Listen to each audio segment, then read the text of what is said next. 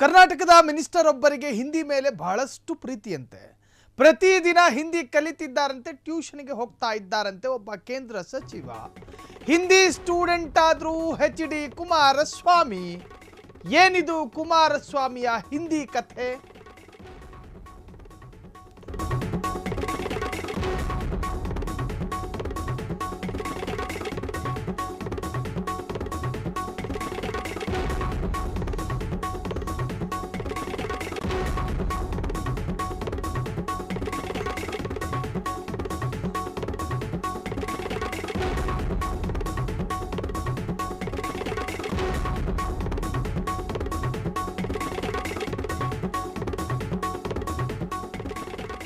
HD Kumaraswamy ಕೇಂದ್ರದ ಉಕ್ಕು ಸಚಿವರಾದ ಮೇಲೆ ರಾಜಸ್ಥಾನ, ಹರಿಯಾಣ, ಜಾರ್ಖಂಡ್ ಅದು ಇದು ಅಂತ ನಾನಾ ರಾಜ್ಯಗಳಿಗೆ ಹೋಗ್ತಾರೆ.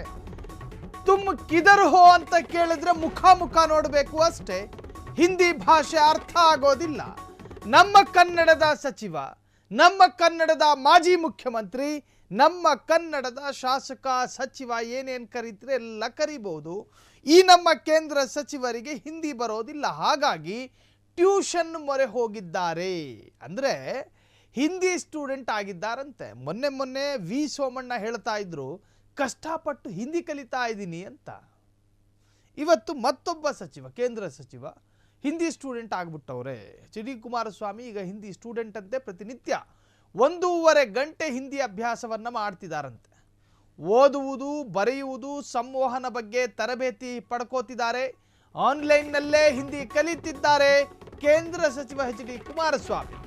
ಕೇಂದ್ರ ಸಚಿವ HDK ವಿ ಸೋಮಣ್ಣ ಹಿಂದಿ ಕಲಿಕೆ ಈಗಾಗಲೇ 6 ತಿಂಗಳ ಹಿಂದೆ ಹಿಂದಿ ಕಲಿಕೆ ಆರಂಭಿಸಿದ್ದ ಸೋಮಣ್ಣ ಈಗ ಆನ್ಲೈನ್ ಮೂಲಕ ಹಿಂದಿ ಕಲಿಯಲು HDK ಶುರು ಮಾಡ್ಕೊಂಡವ್ರೆ.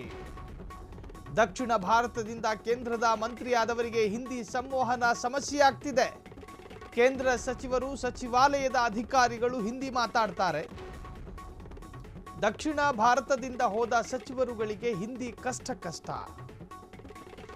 ತಮಿಳುನಾಡು, ಕೇರಳ, ಆಂಧ್ರ, ತೆಲಂಗಾಣ, ಕರ್ನಾಟಕದವರಿಗೆ ಹಿಂದಿ ಕಷ್ಟ.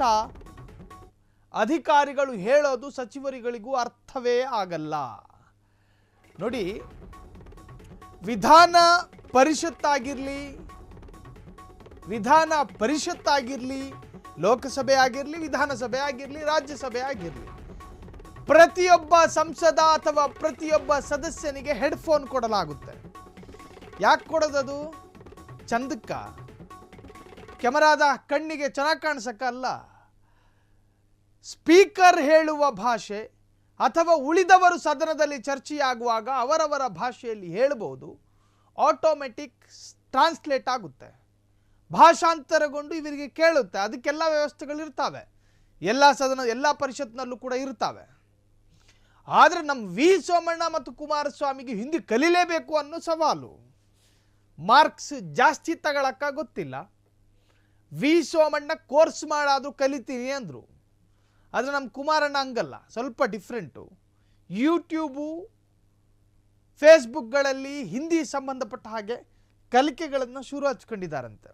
ಇದ್ರ ಜೊತೆಗೆ ನಾವೊಂದು ಸಲಹೆ ಕೊಡ್ತೀವಿ. ಏನಂತ ಹೇಳಿದ್ರೆ, ಕರ್ನಾಟಕದಲ್ಲಿ ನೀವು ಸೆಂಟ್ರಲ್ ಮಿನಿಸ್ಟರ್ ಆಗಿ ಅಭಿವೃದ್ಧಿ ಪಡಿಸಬಹುದಾದ ಅಷ್ಟು ಕ್ಷೇತ್ರಗಳನ್ನು ಗುರುತು ಮಾಡ್ಕೊಳ್ಳಿ. ಯೂಟ್ಯೂಬ್ ನೋಡ್ಕೊಂಡು ಇಂತಿಂತಹ ಕ್ಷೇತ್ರ ಅಭಿವೃದ್ಧಿ ವಂಚಿತವಾದಂಥ ಕ್ಷೇತ್ರ, ಈಗೀಗೆ ಮಾಡಬೇಕು, ಹೀಗೀಗೆ ಡೆವಲಪ್ಮೆಂಟ್ ಮಾಡೋಣ ಅಂಥೇಳಿ ನೀವು ವಿ ಸೋಮಣ್ಣ ಕೂತ್ಕೊಂಡು ಚರ್ಚೆ ಮಾಡಿ.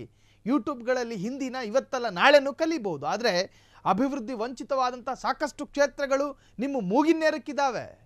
ಒಬ್ಬ ಸಂಸದನಿಗೆ 8 ವಿಧಾನಸಭಾ ಕ್ಷೇತ್ರಗಳ ಜವಾಬ್ದಾರಿಗಳಿರ್ತವೆ. ಒಬ್ಬ ಶಾಸಕನಿಗೆ ಒಂದೇ ಕ್ಷೇತ್ರ ಎಂದಾದರೆ ಒಬ್ಬ ಸಂಸದನಾದವನಿಗೆ 7-8 ಕ್ಷೇತ್ರಗಳಿರ್ತವೆ. ಹಾಗಾಗಿ ಹಿಂದಿ ಕಲಿಕೆಯ ಜೊತೆಗೆ ರಾಜ್ಯದ ಡೆವಲಪ್ಮೆಂಟ್ ಬಗ್ಗೆಯೂ ಕೂಡ ಸ್ವಲ್ಪ ಯೋಚನೆ ಮಾಡ್ಕೊಳ್ಳಿ. ಇದು ನಮ್ಮ ಫ್ರೀಡಮ್ ಟಿವಿಯ ಪುಕ್ಕಟೆ ಸಲಹೆ.